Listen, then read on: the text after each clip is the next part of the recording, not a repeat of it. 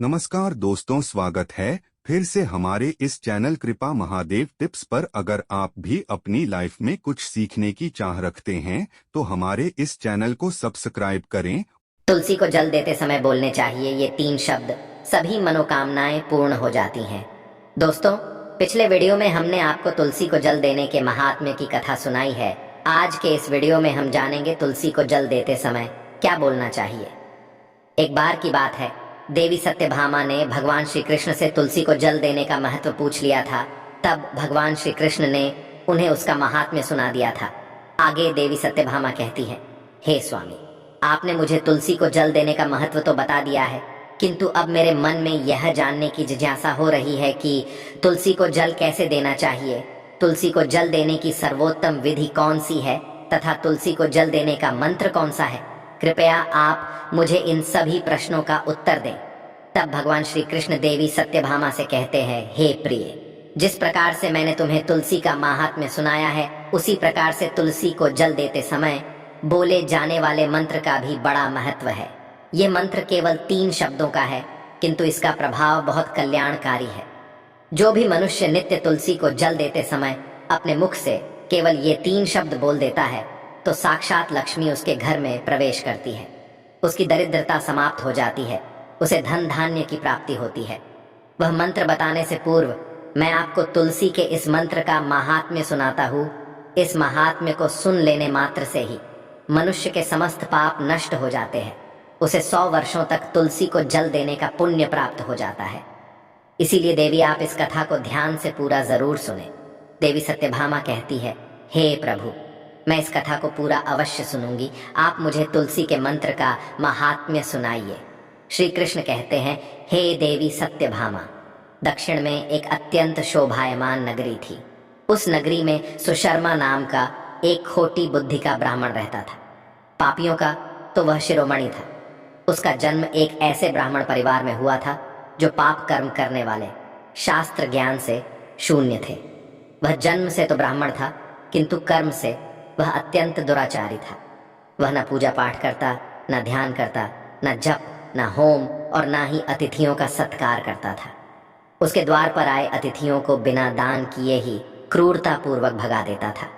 स्त्री लंपट होने के कारण वह सदैव ही पराई स्त्रियों में आसक्त रहता था।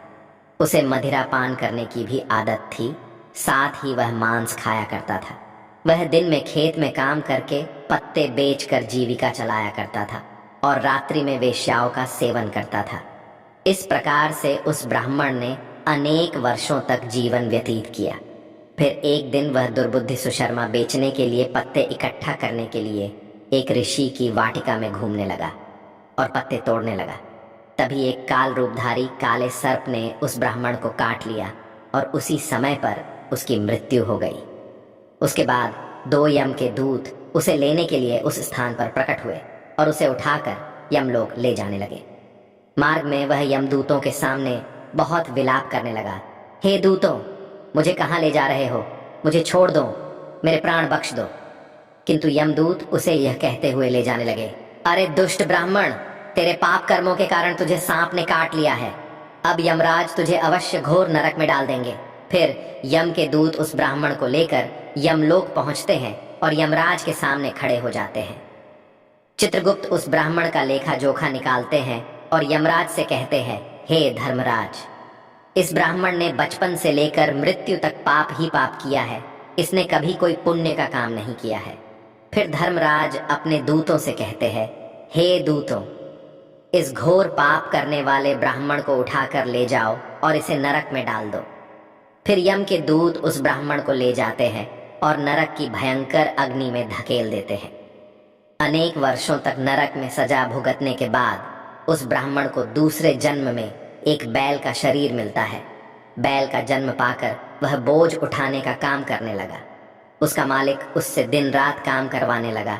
फिर जब उस बैल की शक्ति कम हुई तो उसके मालिक ने उसे एक लंगड़े आदमी को बेच दिया। उस लंगड़े आदमी ने उस बैल को खुद का बोझ उठाने के लिए उपयोग किया। वह उसकी पीठ पर बैठकर घुमा करता था। इस प्रकार से उस बैल ने 8 वर्ष तक उस लंगड़े आदमी का बोझ उठाया। फिर एक दिन वह लंगड़ा आदमी उस बैल की पीठ पर बैठकर किसी ऊंचे पर्वत पर जाने लगता है। उस पर्वत पर बहुत देर तक चढ़ने के कारण वह बैल बहुत थक गया। उसकी शक्ति क्षीण हो गई और कुछ समय बाद वह बैल बहुत जोर से मूर्छित होकर जमीन पर गिर पड़ा और अंतिम सांसें लेने लगा। तभी वहां पर खड़े लोगों को उस बैल पर बड़ी दया आ गई और वे उसके मुख में पानी डालने लगे। फिर उन लोगों में एक पुण्यात्मा व्यक्ति था।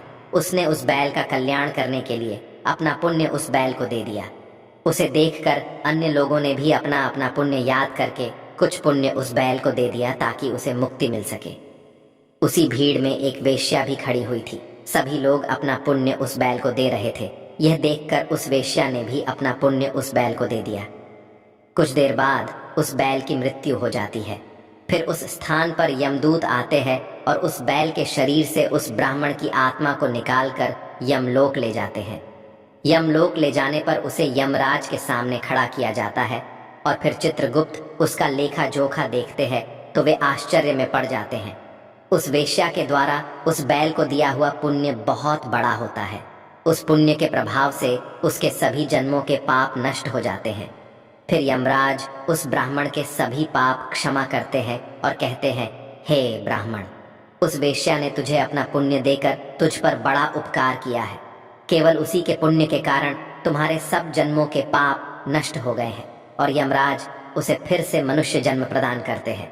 इस बार वह पृथ्वी पर आकर एक उत्तम ब्राह्मण कुल में जन्म लेता है। उस महापुण्य के प्रभाव से उसे इस नए जन्म में अपने पूर्व जन्म की बातें याद आने लगती है। जब वह ब्राह्मण बड़ा हो जाता है तो उसे याद आता है कि पिछले जन्म में जब वह बैल था तब एक वेश्या ने उसे उसका पुण्य दे दिया था। इसीलिए उसके मन में उस वेश्या के बारे में जानने की इच्छा होती है और उस महापुण्य के बारे में जानने के लिए उस वेश्या का पता लगाकर उसे ढूंढते हुए उसके नगर में चला जाता है। वह वेश्या अब बूढ़ी हो चुकी थी। फिर जब उसे वह वेश्या मिल जाती है तो वह उसके सामने जाकर उसे बार बार प्रणाम करता है और उस वेश्या का धन्यवाद करने लगता है। वह वेश्या कहने लगती है, हे ब्राह्मण श्रेष्ठ, आप कौन हैं और किस कारणवश आप मुझ वेश्या को धन्यवाद दे रहे हैं? मैंने आपका कौन सा कार्य किया है जो आप मुझे नमस्कार कर रहे हैं? तब वह ब्राह्मण कहता है, हे माता, मैं वही बैल हूँ जिसे तुमने अपना पुण्य दे डाला था। अपने पाप कर्मों के कारण मुझे पिछले जन्म में बैल होना पड़ा था। उस पर्वत पर जब मैं मर रहा था तो तुमने मुझे अपना पुण्य दिया था। तुम्हारे पुण्य के प्रभाव से ही आज मुझे फिर से मनुष्य जन्म मिला है। तुम्हारे द्वारा दिए गए उसी पुण्य के कारण मुझे अपने पूर्व जन्म की सारी बातें याद है। किंतु हे माता, मैं आज यहाँ पर यह जानने के लिए आया हूँ कि तुमने मुझे उस समय पर अपना कौन सा पुण्य दिया था जिस कारण से मेरे सभी जन्मों के पाप नष्ट हो चुके हैं। मैं उस पुण्य के बारे में जानना चाहता हूँ। तब वेश्या ने कहा, हे ब्राह्मण श्रेष्ठ, मैंने तो अपने जीवन में कोई पुण्य के काम नहीं किए हैं, किंतु मेरे घर में एक तोता है जो पिंजरे में रहकर हमेशा कुछ बोलता रहता है, जिसे सुनकर मेरा अंतकरण पवित्र हो गया है। उसी तोते के द्वारा बोले गए मंत्र का पुण्य मैंने तुम्हें दान में दिया था। फिर वह वेश्या और वह ब्राह्मण उस तोते के पास जाते हैं और उसे पूछने लगते हैं, हे शुक, तुम कौन सा मंत्र बोलते रहते हो जिससे हमारे जीवन का उद्धार हुआ है? यह मंत्र तुम्हें किसने सिखाया और इस मंत्र का क्या अर्थ होता है? तब उस तोते ने अपने पूर्व जन्म का वृतांत सुनाना आरंभ किया। वह तोता कहने लगा, हे ब्राह्मण श्रेष्ठ, पिछले जन्म में मैं एक ब्राह्मण था। मैं अपने ज्ञान के अहंकार में अंधा हो चुका था। मैंने कभी गुरुजनों का आदर नहीं किया, सदैव ही उनका अपमान किया। मुझे अपने ज्ञान पर इतना अधिक घमंड हो गया था कि जिस कारण से मेरे क्रोध बहुत अधिक बढ़ गए और मैं सभी से द्वेष करने लगा। अन्य मनुष्यों को तुच्छ समझने लगा, विद्वानों का भरी सभा में अपमान करने लगा। फिर कालांतर में मेरी मृत्यु हो गई और मुझे यमलोक ले जाया गया। पूज्य जनों और गुरुजनों का अपमान करने के कारण मुझे तोते के कुल में डाल दिया गया और मेरा जन्म एक तोते के रूप में हो गया। मेरे पाप कर्मों के कारण छोटी अवस्था में ही मेरा अपने माता पिता से वियोग हो गया। फिर मैं पेड़ की डाल पर बैठकर रो रहा था तो उसी स्थान से कुछ मुनि जा रहे थे। उन्होंने मेरी दयनीय पुकार सुनी और मुझे लेकर अपने आश्रम में चले गए। वहां उस आश्रम पर उन्होंने मुझे एक सुंदर पिंजरे में रखा और मेरा अच्छी तरह से ख्याल रखा। वे मुझे नित्य भोजन दिया करते थे और पढ़ाते थे। उस स्थान पर वे ऋषि मुनि, उनकी स्त्रियां और बालक सभी नित्य तुलसी के पौधे को जल देते थे और उसके सामने एक मंत्र का जाप करते थे। उन्हीं के मुख बार बार उस मंत्र को सुनकर मैंने उसे रट लिया और तभी से मैं उस मंत्र को जान गया हूँ और वही मंत्र मैं दिन रात बोलता हूँ। उस मंत्र के प्रभाव से मेरी कभी मृत्यु नहीं हुई और मेरी आयु 100 वर्ष की हो गई और मैं इतने वर्षों तक जीवित रहा। इसी बीच एक रात को एक चोर उस स्थान पर आ गया और उसने मुझे वहां से चुरा लिया और फिर इस वेश्या ने मुझे उस चोर से खरीद लिया। इस वेश्या के घर पर आने के बाद भी मैं उस मंत्र को बोलता रहता था, जिसे सुनकर इस वेश्या का मन भी पवित्र हो गया और इसने वेश्या का काम छोड़कर भगवान विष्णु की भक्ति करने लगी। उसी मंत्र के प्रभाव से मेरे पूर्व जन्मों के सभी पाप नष्ट हो गए और उसी मंत्र के प्रभाव से इस वेश्या का भी अंतकरण पवित्र हो गया। हे ब्राह्मण देवता, उसी मंत्र के पुण्य से आप भी पाप मुक्त हो गए हैं। इस प्रकार से तोते ने उस ब्राह्मण को और उस वेश्या को सारा वृतांत सुना दिया, जिसे सुनकर वह ब्राह्मण और वेश्या दोनों ही अत्यंत प्रसन्न हुए और फिर वे दोनों ही नित्य तुलसी को जल देकर उस मंत्र का जाप करने लगे। फिर वह तोता, वेश्या और वह ब्राह्मण तीनों उस मंत्र के प्रभाव से दिव्य विमानों में बैठकर विष्णु लोक को चले गए। श्री कृष्ण कहते हैं, हे देवी सत्यभामा, देखा आपने, केवल तुलसी के इस मंत्र के प्रभाव से उस तोते के, उस वेश्या के और उस ब्राह्मण के सभी पाप नष्ट हो गए हैं। इसीलिए प्रत्येक मनुष्य को रोज तुलसी को जल देते समय इस एक मंत्र का उच्चारण अवश्य करना चाहिए। हे देवी, वह मंत्र इस प्रकार है, इसे तुम ध्यान से सुनो। ओम वृंदावन्ये स्वाहा, ओम वृंदावन्ये स्वाहा। श्री कृष्ण कहते हैं कि जो भी स्त्री नित्य तुलसी के समक्ष इस मंत्र का उच्चारण करेगी वह सौभाग्यशाली बनेगी। जो भी पुरुष तुलसी के सामने इस मंत्र का उच्चारण करेगा उसे अक्षय धन की प्राप्ति होगी। जिस घर के सामने नित्य तुलसी की पूजा की जाएगी उस घर में साक्षात लक्ष्मी का वास होगा। तुलसी का यह मंत्र मंत्रराज कल्पतरु है। ये समस्त फलों को प्रदान करने वाला है। अतः जो भी तुलसी के सामने इस मंत्र का उच्चारण करेगा उसे संपूर्ण सिद्धियां प्राप्त होगी। स्त्रियों को सदैव ही स्नान करके अपने बाल बांधकर मांग में सिंदूर भरकर नित्य तुलसी को जल देना चाहिए और इस मंत्र का उच्चारण करना चाहिए। रोज तुलसी के पौधे की परिक्रमा करनी चाहिए, इससे सभी दोष नष्ट हो जाते हैं। नित्य शाम के समय तुलसी के पास दीपक जलाना चाहिए और तुलसी के पास बैठकर भगवान विष्णु की आराधना करनी चाहिए। तुलसी के पास दीपक जलाने से मनुष्य को धन धान्य की प्राप्ति होती है। हजारों अमृत के घड़ों से नहलाने पर भी श्री हरि को उतनी तृप्ति नहीं होती जितनी वे मनुष्यों के द्वारा तुलसी का एक पत्ता चढ़ाने से प्राप्त करते हैं। 10,000 गाय के दान से मानव जो फल प्राप्त करता है वही फल तुलसी पत्र के दान से पा लेता है। जो मृत्यु के समय अपने मुख में तुलसी पत्र का जल पा जाता है वह संपूर्ण पापों से मुक्त होकर श्री कृष्ण के धाम जाता है।